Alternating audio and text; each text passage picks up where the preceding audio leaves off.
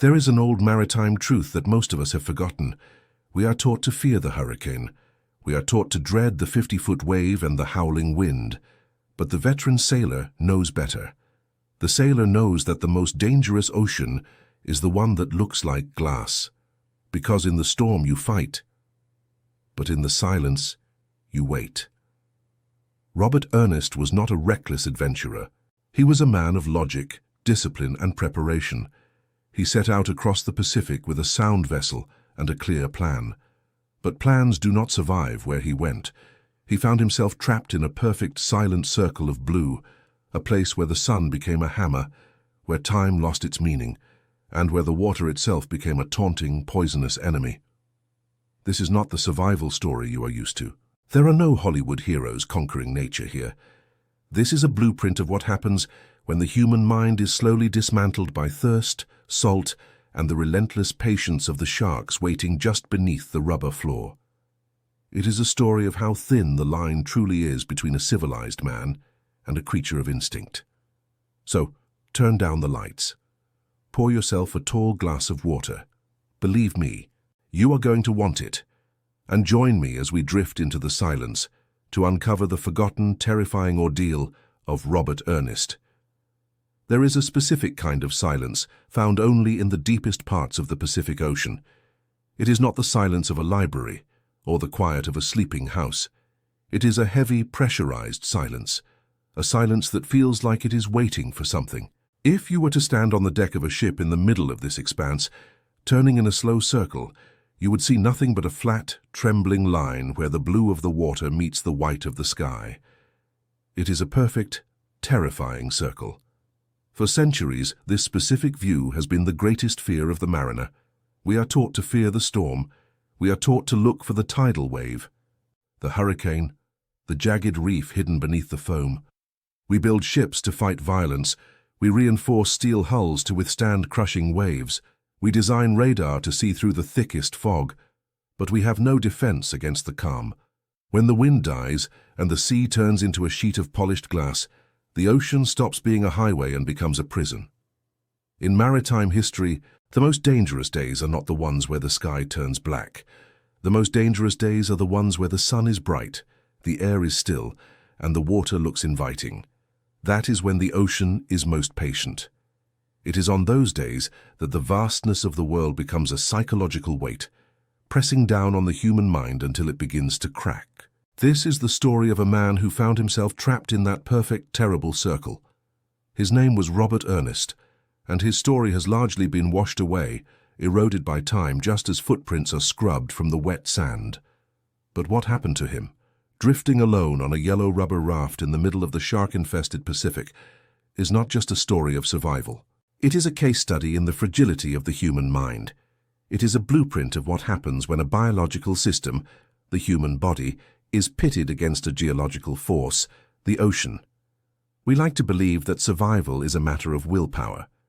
We watch movies where the hero screams at the heavens, fights back against the elements and triumphs because he has a heart full of hope. Robert Ernst did not survive on hope. He did not survive on bravery. His journey was a slow, methodical descent into a madness driven by chemistry. It was a negotiation between his cells and the salt, and it began, as all great tragedies do, with a man who thought he was prepared. To understand the horror of what happened, we must first look at the man himself. We need to strip away the myth of the castaway. When we picture a survivor, we often picture a wild-eyed adventurer, someone reckless, someone who tempted fate.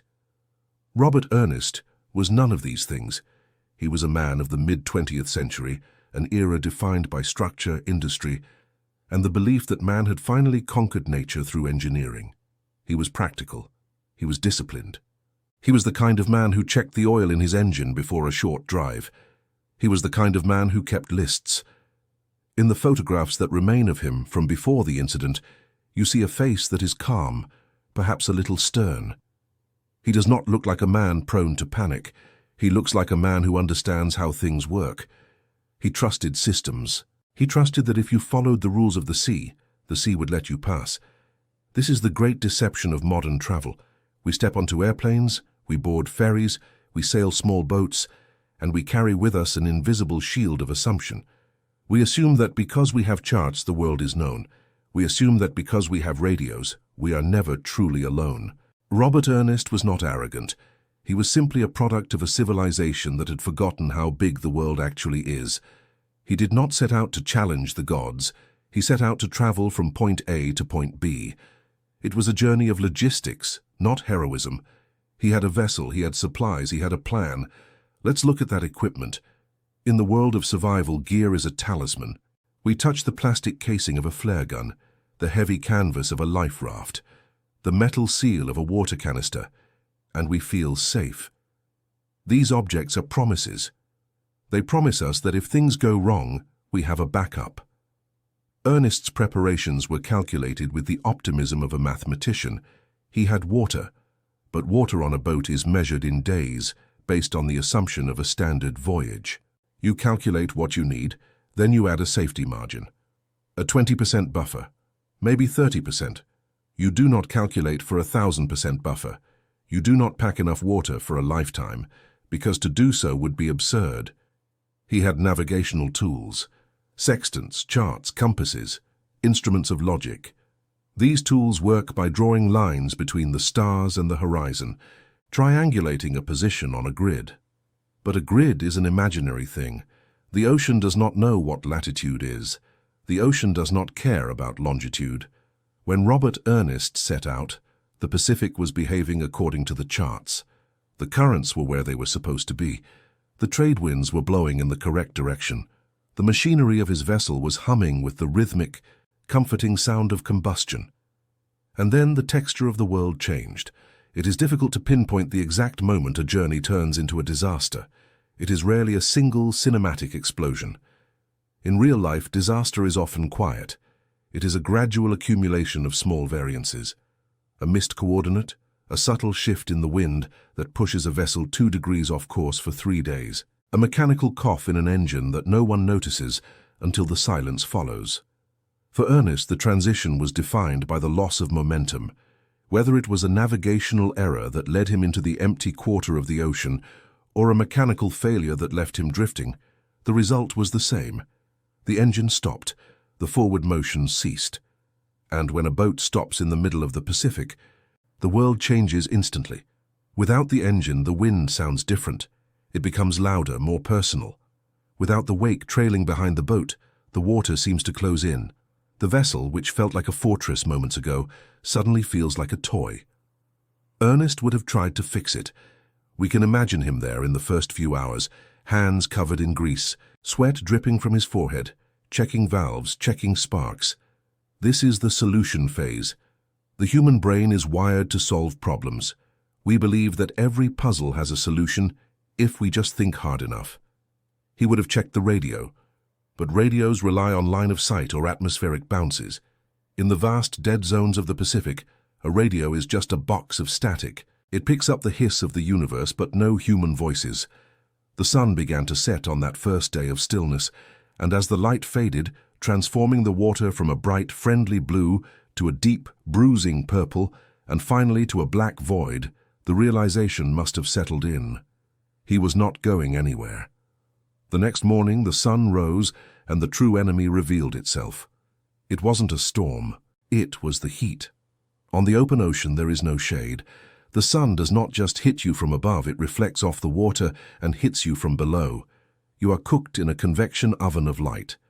Ernest had to abandon the larger vessel, or perhaps the vessel was taking on water. The details of the transition are often blurred in the chaos of survival, but he ended up in the raft. A rubber raft. A small inflated island of yellow synthetic material. Stepping into a life raft is a psychological threshold. It is an admission of defeat. When you are on a boat, you are a traveler.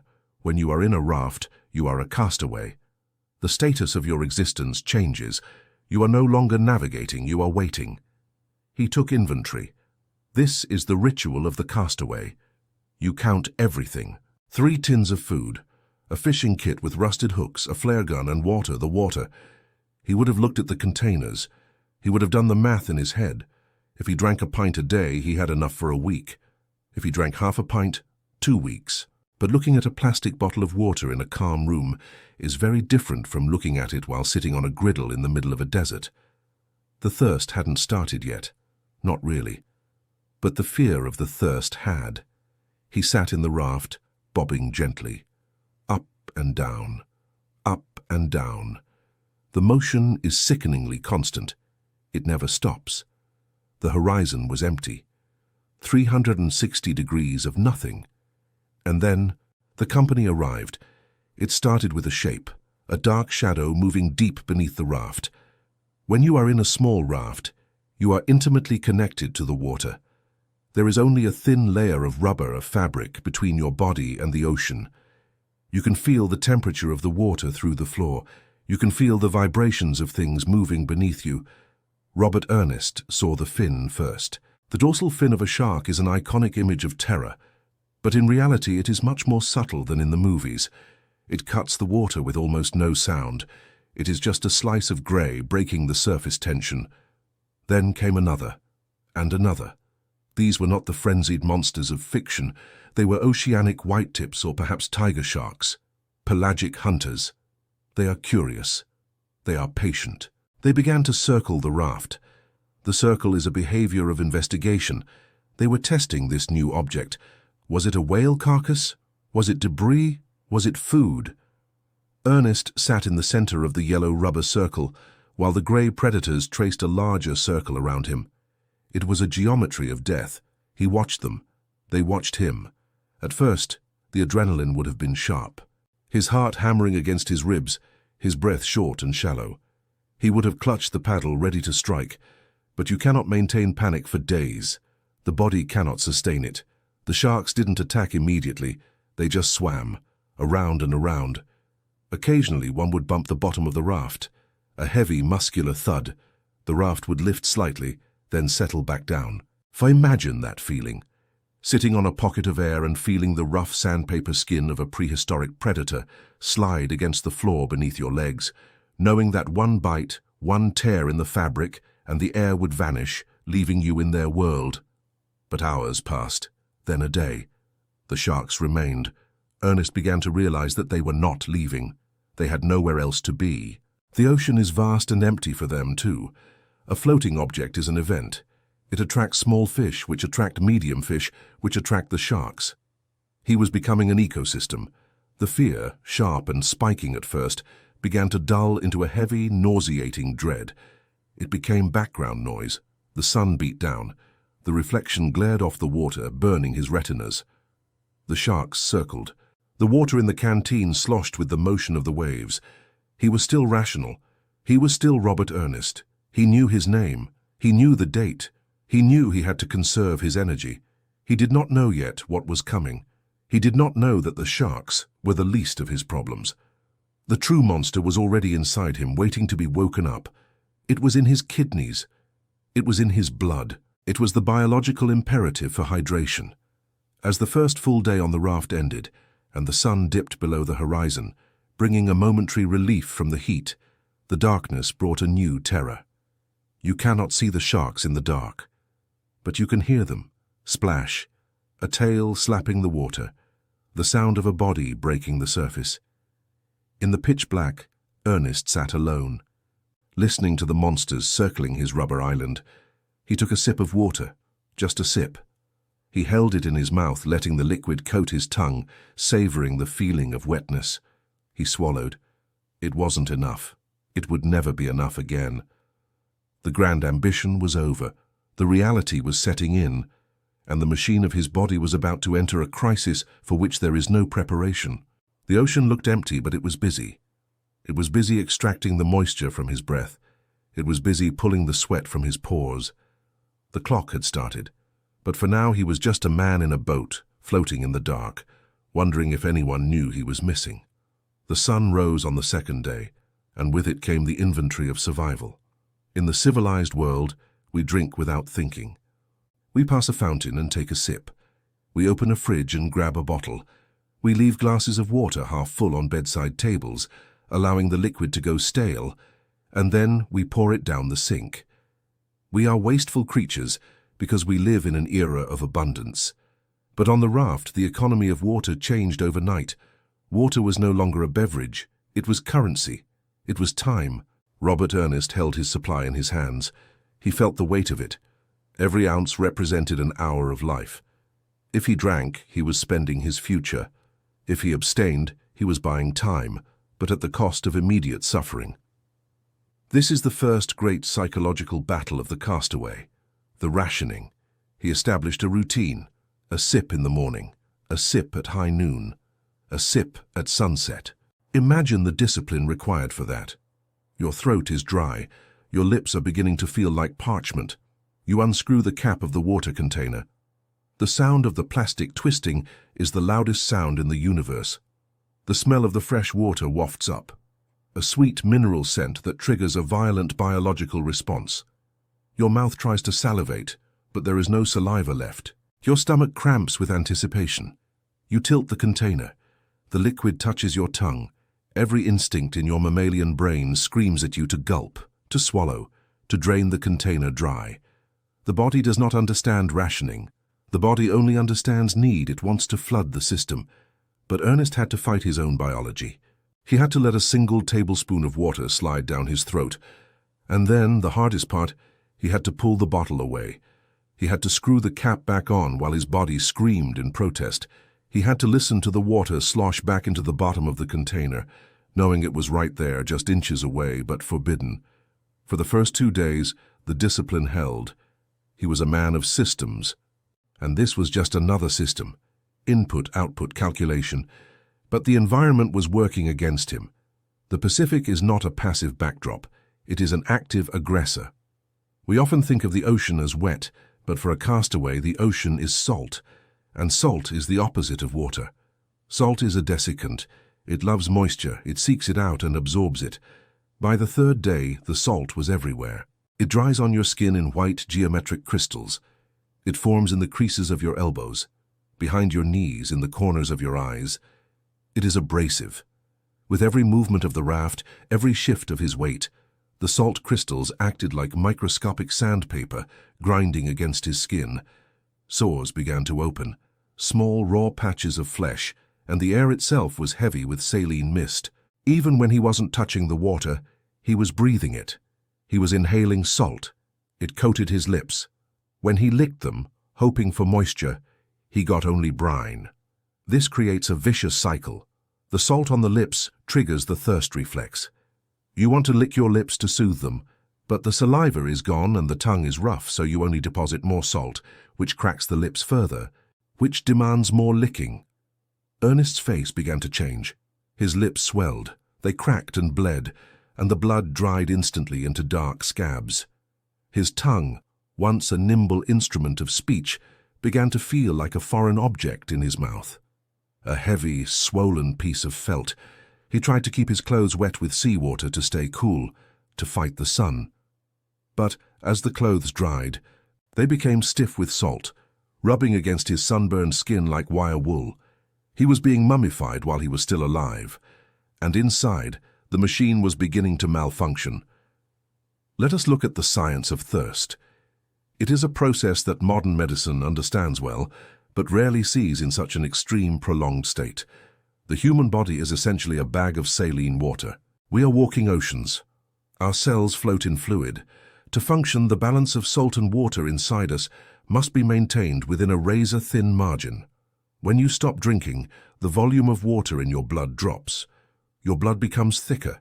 It turns from a fluid similar to wine into something more like syrup. The heart has to pump harder to push this sludge through the veins. Ernest's resting heart rate would have begun to climb, thumping sluggishly in his ears. Thump, thump, thump. To preserve the blood pressure, the body clamps down. It constricts the capillaries in the skin and extremities. This is why castaways often feel cold even in the blazing heat. The blood is retreating to the core to keep the vital organs alive. Then the kidneys make a choice. The kidneys are the filters of the blood, responsible for flushing out toxins. But flushing requires water. When the sensors in the brain detect a drought, they send a chemical command to the kidneys. Stop. Stop producing urine. Stop flushing the system. Hold on to every drop. The urine turns dark, the color of tea, then the color of oil. And then it stops completely. But the toxins, the urea, the waste products of metabolism, have nowhere to go. They begin to build up in the blood. They begin to circulate through the brain. This is where the story shifts from a physical ordeal to a psychological one. Dehydration is not just a feeling of dryness. It is a form of intoxication. As the chemistry of the blood creates an imbalance, the brain begins to misfire. By day 4, Robert Ernst was no longer alone on the raft. He had visitors. They weren't real, of course. They were phantoms born of a starving temporal lobe. It usually starts with the clouds. On the open Pacific, clouds are the only scenery. They tower upwards, massive white cathedrals of cumulonimbus. To a desperate mind, a cloud is not just vapor. It is a Rorschach test. Ernst watched a cloud drift by and saw a shape. Perhaps it looked like a tree, a large green oak tree from his childhood. He stared at it. The edges of the cloud hardened. The white turned to green. He could see the leaves shaking in the wind. He could see the shade beneath the branches. For a moment he wasn't on a yellow raft in the Pacific. He was lying in the grass. He could smell the earth. Then the wind shifted, the cloud tore apart, and the tree dissolved back into mist. The disappointment in that moment is physically painful. It is a chemical crash. Then came the phantom rain. This is a common cruelty of the ocean. You see a dark curtain of rain falling on the horizon miles away. You can see the grey streaks connecting the sky to the sea. You know it is fresh water. Gallons of it, tons of it, falling into the salt, wasted. Ernst would paddle toward it, his arms weak and trembling, pushing the heavy rubber raft through the syrup-like water. He would paddle for an hour, his eyes locked on the grey curtain. But the squall moves faster than a raft. It always stays just out of reach, or worse, it dissipates just as you arrive, leaving only the blue sky and the mocking sun. Sometimes the hallucinations are more intimate. He began to hear sounds. The ocean is a noisy place, but it is white noise. Wind, waves, the slap of water. The brain hates white noise. It tries to find patterns in the chaos. He heard a telephone ringing distinctly, the trill of a mechanical bell. He turned his head, looking for the receiver. He heard a voice calling his name. Robert. Clear as a bell. It sounded like his wife or his father or a friend from the docks. Robert, over here. He would turn, nearly tipping the raft, expecting to see a boat, a swimmer, someone. But there was only the fin of the shark, slicing the surface. The shark was real. The voice was not. The silence returned, heavier than before. To combat the silence, Ernst began to speak. At first it was muttering, narrating his actions. Open the bottle. Take a sip. Close the bottle. But soon the monologue fractured. He began to have conversations. He split himself into two people. There was the optimist and there was the realist. The optimist said, "They are looking for you. The plane will come today. Look at that contrail high in the sky. They see you." The realist whispered, "You are a speck of dust. The ocean is too big. No one knows where you are. You are already dead." He argued with himself. He shouted at the empty horizon. He pleaded with the sharks. "Go away," he told them. "I'm not ready." The sharks, of course, did not answer. They just kept circling. They were the only constant. They were his clock. Around and around. Time was measured not in hours, but in rotations of the grey fins. By the 5th day, the sun had become a physical weight. It felt like a hammer striking his head. He tried to hide under the small canopy of the raft, but the heat radiated through the rubber. The air inside the raft was stagnant and humid, smelling of hot plastic and unwashed skin. He checked the water again. The bottle was light, terrifyingly light. This is the moment where the math breaks. Robert Ernst was a logical man. He knew arithmetic. He knew that if he had 10 ounces left and he drank 1 ounce a day, he had 10 days. But a dehydrated brain cannot hold numbers. The concept of 10 becomes slippery. He looked at the water.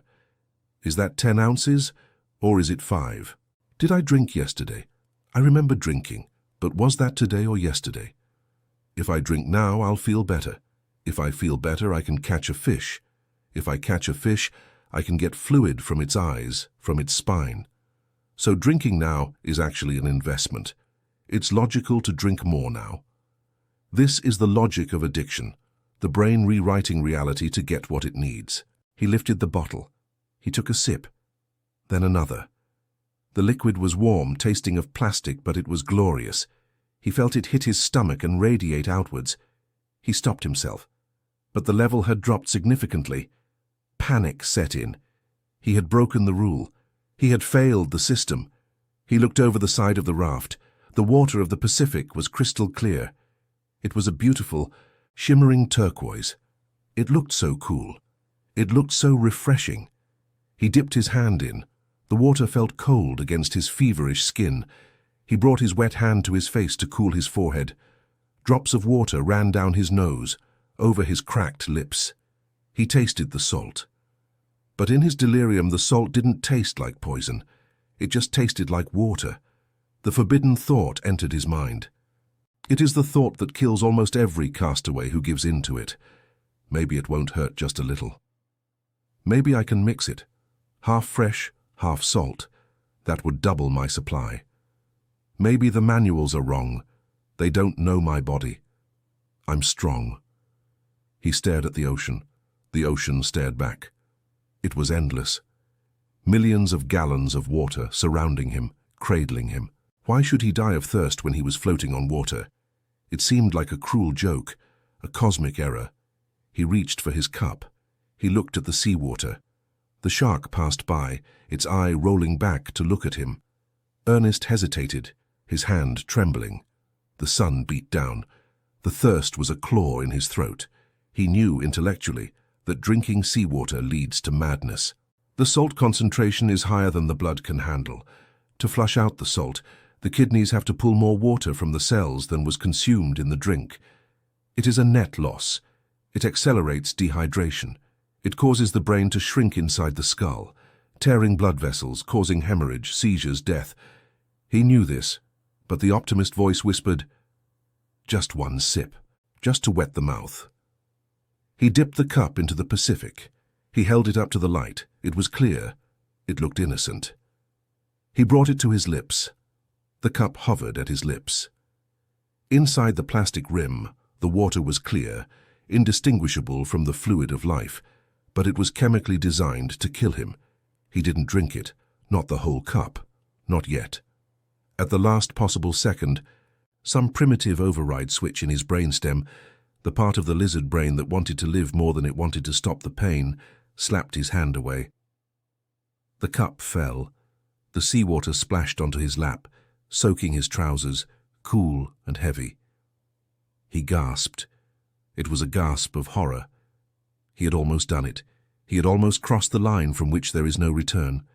But the damage was done. Not to his kidneys, but to his resolve. He had entertained the idea. The taboo was broken. The forbidden door had been unlocked, even if he hadn't walked through it yet. And once you unlock that door, you cannot lock it again. The thought remained, sitting in the corner of his mind like a patient vulture. It's just water. It's right there. He fell back against the rubber tube of the raft, exhausted by the mere act of resisting. This is the phase of survival, where the battle moves from the external world to the internal landscape. The ocean was still there, vast, indifferent, hot. But the real drama was happening inside the capillaries of Robert Ernst's body. The medical term for what happens next is metabolic acidosis, often accompanied by hypernatremia. But those are clean, clinical words for a dirty, chaotic process. The body is a machine that runs on flow. Blood flows, lymph flows, electrical signals flow. When the water runs out, the flow turns to sludge. The machine begins to cannibalize itself. To keep the brain wet, the body begins to steal water from less essential areas. It takes moisture from the skin, leaving it grey and paper-thin. If you were to pinch the skin on the back of Ernst's hand, it wouldn't snap back. It would stay tented, a ridge of dead-looking flesh, defying gravity. Then it takes water from the muscles. The cramps began on the 6th day. A muscle cramp in a warm bed is painful. A muscle cramp on a tossing raft when you have no water to fix it is a form of torture. The muscles in Ernst's calves tied themselves into hard granite knots. His toes curled inward, locking into claws. He tried to massage them out, but his hands were weak. The pain was absolute. It was a screaming, white-hot frequency that drowned out the sound of the wind. He writhed in the bottom of the raft, his mouth open in a silent scream, because he didn't have the saliva to make a sound. And when the pain subsided, it left behind a dull, throbbing ache. He was breaking down. He was digesting his own muscle tissue to create energy. The smell of his own body changed. He began to smell like ammonia. It is the scent of starvation, the scent of a body eating itself. The sharks smelled it too. They had been patient. They had circled for days, watching the strange yellow object bobbing in the swell. But predators are attuned to the signals of distress. They can hear the irregular beating of a dying heart. They can smell the chemical shift in the sweat of a doomed creature. On the 7th day, the circle tightened. The bump came without warning. It wasn't a violent crash. It was a firm, inquisitive shove against the bottom of the raft. The rubber floor pushed up against Ernest's hip, lifting him a few inches, then dropping him. He froze. He looked over the side. The shark was right there, not deep down. Right there. Its dorsal fin was slicing through the air, but he could see the whole body, the grey-brown sandpaper skin, the gills pulsing rhythmically. The eye. The eye of a shark is often described as black and soulless, but up close it has depth. It rolled back, checking him, assessing him. In the movies, the survivor strikes the shark. He hits it with a paddle. He yells. He fights. Robert Ernst did not fight. He couldn't. He stared at the shark, and he felt a strange, terrifying emotion. It wasn't fear. Fear requires adrenaline, and adrenaline requires water. He had neither. He felt kinship. He looked at the beast and thought, "You are here. I am here. We are the only two things in the world." The shark brushed along the side of the raft. The sound of its skin against the rubber was like sandpaper on a balloon. Rasp. A terrifying sound. If the rubber popped, it was over. The air would rush out, the raft would sink, and he would be in the water with them. But Ernest just watched. He was too tired to be afraid of death. Death had become a familiar neighbor. It was sitting on his chest. It was in his throat. If the shark tore the raft, it would just be an acceleration of the inevitable. Go ahead, he might have thought. Get it over with. But the shark didn't bite. It was just testing. It bumped him again, harder this time, spinning the raft in a slow pirouette. Then it sank back into the deep, a grey ghost fading into the blue. Ernest was left spinning slowly, the horizon turning around him. Blue, white, blue, white. Time began to lose its shape. Civilization is built on the architecture of time. We have seconds, minutes, hours, Tuesdays, Wednesdays. We have schedules. But out here, there is only the sun and the moon, the light and the dark. As the dehydration deepened, the sequence of events shattered. Ernest would open his eyes and see the stars. He would close them for what felt like a second, open them again, and the sun would be high overhead. Had he slept for 12 hours? Or had he blinked and his brain failed to record the night? He lost the ability to distinguish between memory and reality. He was in his kitchen. He was sure of it. He could see the yellow linoleum of the floor. He could hear the hum of the refrigerator. He reached out to open the fridge door, to grab the pitcher of iced tea that was always there. The condensation on the glass pitcher. He could feel the cold droplets on his fingertips. He grasped the handle, and his hand closed around the hot rubberized fabric of the raft's gunwale. The kitchen dissolved. The ocean rushed back in. The cruelty of this cannot be overstated. To be given a moment of salvation, a sensory hallucination of total comfort, and then to have it ripped away, replaced by the blinding sun and the smell of ammonia. He began to cry, but he had no tears. His eyes were dry, gritty marbles in his sockets. His body went through the motions of sobbing, the heaving chest, the shaking shoulders, but the ducts were empty. It was a dry grief. He forgot his name. Robert Ernst is a label. It implies a history, a social security number, a job, a family. Those things belong to the land. The creature on the raft didn't have a name. It was just a bundle of biological need. He looked at his hands and didn't recognize them. They were brown, skeletal claws. The fingernails were blue. Whose hands are these? He wondered. Why are they attached to me? He floated in a state of delirium. The sun was a physical weight, pressing him into the floor. He tried to hide under the small canopy, but there was no escaping the heat. He was cooking, literally. His internal body temperature was rising. Without sweat to cool him down, he was entering heat stroke. His vision tunneled. The periphery of the world turned black. He could only see what was directly in front of him. And then, the math of the universe finally collapsed. He had saved the water, he had rationed it. He had been a good soldier. He had played by the rules, but the bottle was empty. He turned it upside down. A single drop, warm and plastic-tasting, fell onto his tongue. It vanished instantly. That was it. The end of the line. He dropped the bottle. It clattered on the floor of the raft. He lay back. He closed his eyes. He waited for the end. This is the state known as resignation. It is not panic. It is not hope. It is the body accepting that the struggle is over. The muscles relax. The breathing becomes shallow. The heart slows down, conserving the last few beats.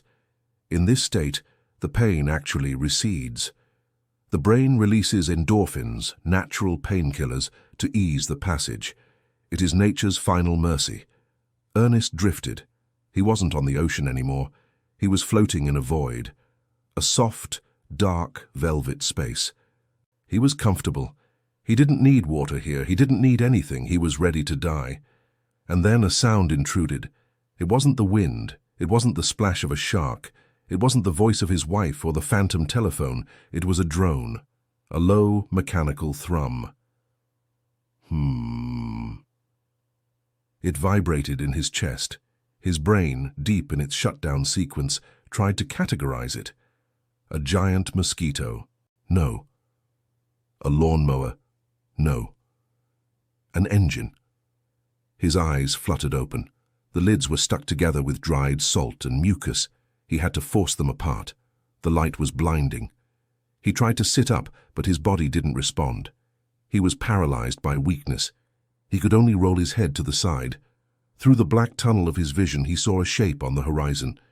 It wasn't a cloud. It had hard edges. It was geometric. It was grey steel against the blue sky. A ship. But his mind rejected it. He had seen ships before. He had seen entire fleets in the clouds. He had seen rescue helicopters that turned into seagulls. "It's a trick," the realist whispered. "Don't look. If you look, it will disappear, and that will kill you." He closed his eyes. He refused to play the game. He wanted to go back to the velvet darkness, but the sound grew louder. The vibration in the water transferred through the rubber floor of the raft, shaking his bones. Chug, chug, chug. The heavy rhythmic beat of a marine diesel engine. He opened his eyes again. The shape was bigger. It was getting closer. He could see the white foam at its bow. He could see the radar mast spinning. Adrenaline, the reserve tank of the reserve tank, dumped into his system. He tried to wave. His arm lifted 3 inches and fell back down. It was like lifting a lead bar. He tried to shout. He opened his mouth, and a dry croak came out, a sound like stepping on dry leaves. They won't see me, he realized. I am a yellow speck in a billion miles of blue. They are going to drive right past me. The terror of that moment is worse than the terror of the sharks. To be found and then to be lost again. To be missed by 100 yards. He watched the ship.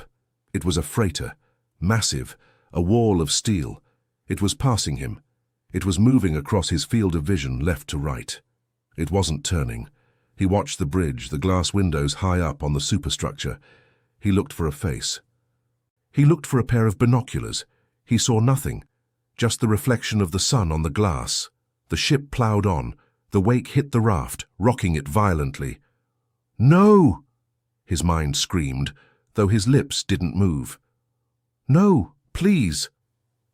The stern of the ship came into view. He could see the name painted in white letters, but he couldn't read it. The letters swam. He watched the propeller churning the water white. He watched the ship begin to shrink as it moved away. It was over. The hallucination was real, but the result was the same. He was a ghost watching the living world pass him by. He let his head drop back onto the rubber. The energy was gone, the hope was gone. He closed his eyes for the last time. But then the sound changed. The rhythm of the engine shifted. The pitch dropped. Chug, chug, chug. Silence. Then the roar of reverse thrust, the water churning violently. Ernest didn't look. He couldn't bear to look.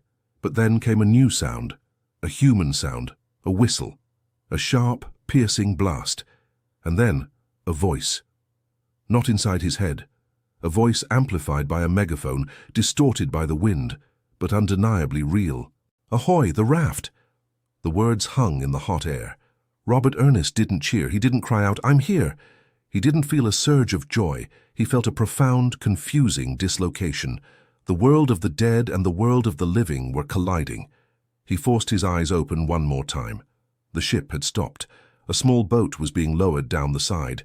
Figures in orange vests were moving. They were coming for him. The transition from castaway to rescued man is not like the movies. It is not a hug. It is a medical emergency. When the sailors reached the raft, they looked at him with expressions of horror. They didn't see a hero. They saw a skeleton wrapped in sun-blasted skin. They saw a man whose lips were black, whose eyes were sunk so deep in his skull they looked like holes. They reached out to grab him. "Easy, easy," someone said. When they touched him, it hurt. His skin was so tender that the grip of a human hand felt like fire. They lifted him. He was light, terrifyingly light. He felt like a bundle of dry sticks. As they pulled him from the raft, the yellow rubber circle that had been his entire universe for days bobbed away, empty. He looked back at it. He felt a strange pang of loss. That raft had been his home. It had been his torture chamber, but it had kept him out of the water. They laid him on the deck of the rescue boat. The surface was hard, metal. Someone put a wet cloth on his forehead. "Water," he croaked. "Water." A man leaned over him. "Not yet, mate. Not yet. Just a little. You can't drink too much." They put a sponge to his lips. The sensation of the fresh water touching his cracked, bleeding lips was the most intense physical experience of his life. It was electric. It was better than love. It was better than rest. It was life, distilled into a single drop. He sucked on the sponge, his body shaking, his eyes rolling back. "He's in a bad way," a voice said, floating above him. The engine of the rescue boat roared to life. The vibration shook his broken body. Robert Ernest closed his eyes. The darkness came back, but this time it wasn't the velvet void of death. It was the heavy, unconscious sleep of the rescued. He had survived the grand ambition.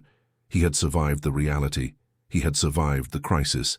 But as the ship carried him away from the empty circle of the Pacific, he was bringing something back with him, a knowledge of what lies at the absolute edge of existence. He was safe. But he would never be the same man who set sail. That man had died on the raft. The man coming home was someone else entirely. Rescue is not the end of the story. It is merely a change of venue. We tend to think of the helicopter lifting the survivor or the boat pulling alongside the raft as the finale.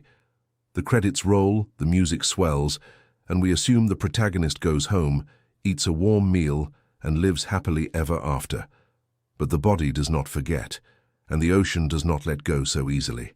When Robert Ernest was pulled onto the deck of that ship, he was not a man anymore. He was a biological wreck. He was a collection of failing organs held together by sunburned skin. The sailors who found him treated him like an artifact. They were gentle, terrified of breaking him. They laid him on a bunk in a cool, dark cabin. The hum of the ship's engine, that steady industrial throb, was the first promise that the chaos was over. But then came the second torture. In the hospital bay of the ship, and later in the sterile room of a coastal hospital, Ernest faced a new enemy, the medical limit. He wanted to drink. His entire being screamed for a gallon of ice water. He wanted to drown himself in it. He wanted to submerge his face in a bucket and swallow until he burst. But the doctors said no. They gave him ice chips, tiny sharp slivers of frozen water. "Suck on this," they told him. He would let the ice melt on his swollen tongue, the trickle of moisture agonizingly small. If they had let him drink, he would have died. His body had forgotten how to process volume. A sudden flood of water would have caused his brain cells to swell and explode. It is called cerebral edema. To survive the cure, he had to be starved of it. So he lay in the white sheets, surrounded by the smell of antiseptic, listening to the sound of water running in a sink down the hall, a sound that cut through him like a knife, and he begged. He begged the nurses. He bargained with God. He promised he would never sin again if they would just give him the pitcher. This is the part of the story that doesn't make the newspapers. The indignity of recovery. The hero of the Pacific reduced to a weeping child because he cannot have a second cup of water. It took weeks for the physical machinery to restart. His kidneys, which had shut down to preserve his life, slowly woke up, creaking back into action. His skin, which had turned to leather, peeled away in sheets, revealing raw pink flesh underneath. But the physical scars are the ones that heal fastest. The mind is a different matter. Robert Ernst went home. He returned to the world of paved roads, supermarkets and faucets. Imagine walking into a kitchen after that.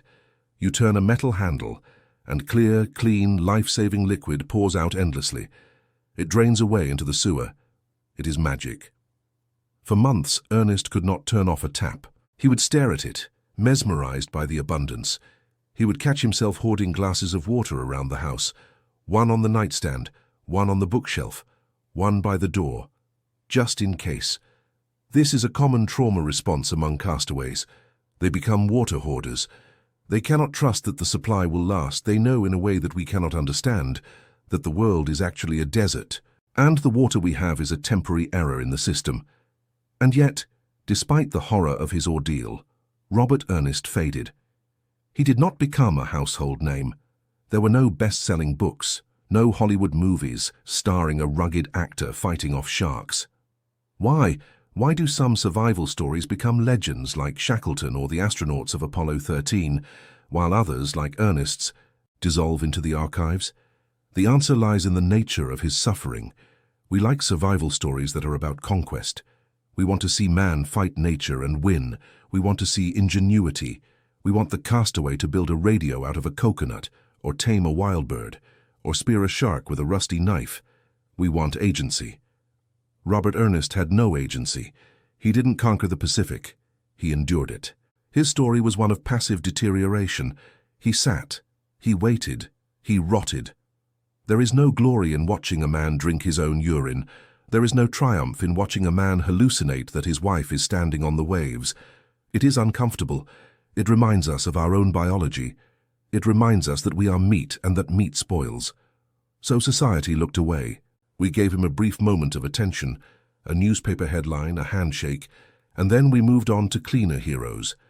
But while the public forgot him, the scientists did not. Ernest's experience became data. His ordeal contributed to a grim but necessary body of knowledge, the science of survival. Before the mid-20th century, survival manuals were full of folklore. Sailors were told to ration water immediately. They were told to drink seawater in small amounts. They were told to refrain from eating if they had no water. Ernest's suffering, and the suffering of men like him, corrected the record. Physiologists studied his charts. They looked at the concentration of sodium in his blood. They looked at the breakdown of his muscle tissue. They learned that rationing water too strictly in the beginning is a mistake. If you have water, drink it. Keep your brain rational for as long as possible.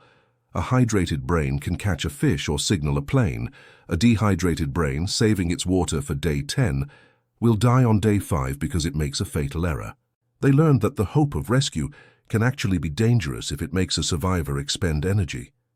The men who survive are often the ones who accept their new reality quickly. The realists outlive the optimists.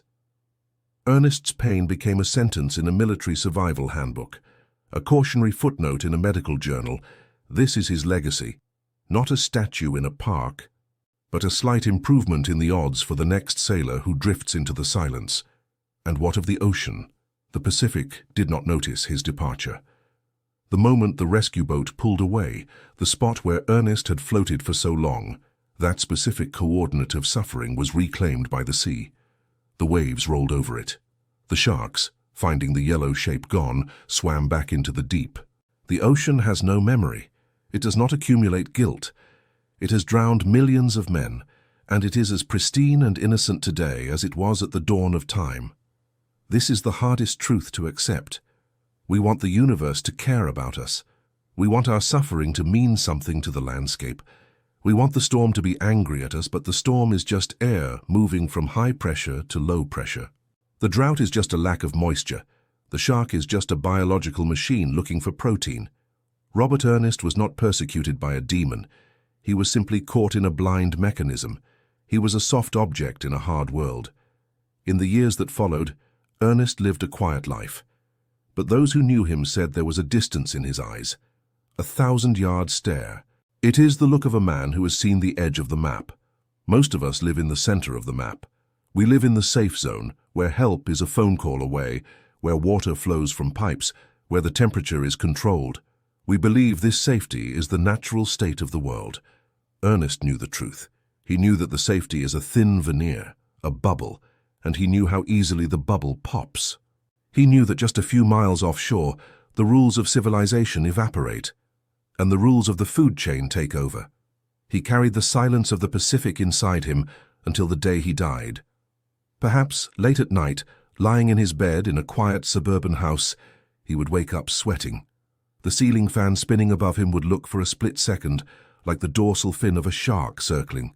The thirst would hit him, that phantom dry throat panic, and he would have to stumble to the kitchen, his heart hammering, to drink a glass of water he didn't need, just to prove he could. And then he would look out the window at the night sky, and he would see the same stars that had watched him die by degrees on the raft. The Great Bear, Orion, the Southern Cross. They were beautiful to us. To him, they were the cold, unblinking eyes of witnesses who didn't care if he lived or died. So how do we judge this story? It ends not with a bang, but with a question. We like to tell ourselves that we would survive. We watch these documentaries, sitting in our comfortable chairs, and we think, I would have caught a fish, I would have flagged down that ship, I would have been stronger. It is the arrogance of the comfortable. We believe in the myth of willpower. We believe that if you want to live bad enough, you will. But Robert Ernst teaches us that willpower is a chemical reaction. It requires glucose. It requires hydration. When the water runs out, willpower evaporates. Courage cannot override kidney failure.